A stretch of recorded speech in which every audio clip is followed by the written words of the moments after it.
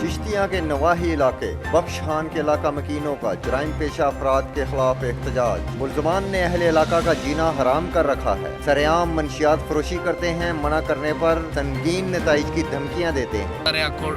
गाली गलोच ਦੇ ਅਖੀਰ ਕਰਦੇ ਇਹਨਾਂ ਜਿਹੜਾ ਦੂਆ ਭਾਈ ਅਸੀਂ ਉਹਨੂੰ ਲਾਂਭਾ ਦਿੱਤਾ ਉਹਨੇ ਉਸ ਤੋਂ ਅਖੀਰ ਕਰ ਦਿੱਤੀ। ਇਹ ਨਸ਼ਿਆਤ ਫਰੋਸ਼ ਆ, ਇਹ ਸ਼ਰਾਬਾਂ ਇਹ ਵੇਚਦੇ ਆ, ਚਰਸ ਇਹ ਵੇਚਦੇ ਆ, ਫੀਮ ਇਹ ਵੇਚਦੇ ਆ, ਘਰ ਬਾਹਰ ਇਹਨਾਂ ਦਾ ਕੋਈ ਨਹੀਂ ਹੋ। ਇਹ ਹਰ ਮਹੱਲੇਦਾਰ ਨੂੰ ਇੰਨਾ ਕੁ ਤੰਗ ਕਰਦੇ ਨਾ, ਇੰਨਾ ਕੁ ਤੰਗ ਕਰਦੇ ਆ, ਮਹੱਲੇਦਾਰ ਸਾਰੇ ਇਹਨਾਂ ਤੋਂ ਤੰਗ ਆਏ ਖੜੇ ਆ। ਮੈਨੂੰ ਖੁਦ ਖਤਰਾ ਹੈ, ਸ਼ਰਾਬਾਂ ਪੀ ਕੇ ਨਾ ਬੜਾ ਤੰਗ ਕਰਦੇ, ਜ਼ਲੀਲ ਕਰਦੇ। ਅਗਲੇ ਦਿਨ ਇਹਨਾਂ ਨੇ ਆਪਣੇ ਘਰ ਆਪਣੀਆਂ ਭੈਣਾਂ ਮਾਵਾਂ ਨੂੰ ਮਾਰਿਆ ਤੇ ਅਸੀਂ ਗਏ ਇਸ ਕੇ ਚਲੋ ਛਡਾਈਏ, ਬੱਚੀਆਂ ਚੀਕਾਂ ਕੂਕਾਂ ਮਾਰਦੀਆਂ ਸੀ ਤੇ ਇਹਨੇ ना नस के साढ़े घर आ गया, दरवाज़ा ला लिया। दर्जनों मर्द व ख़वातीन का एहतजाज करते हुए DPO बहावल नगर से नोटिस लेने का मुतालबा। मुजाहिरीन का कहना है कि DPO उताउर रहमान जराइम पेशा अफराद के खिलाफ कार्रवाई करवा कर हमारी जान बख्शी करवाएं। हाफिज जावेद, नुमाइंदा न्यूज़ इन चिश्तियाँ।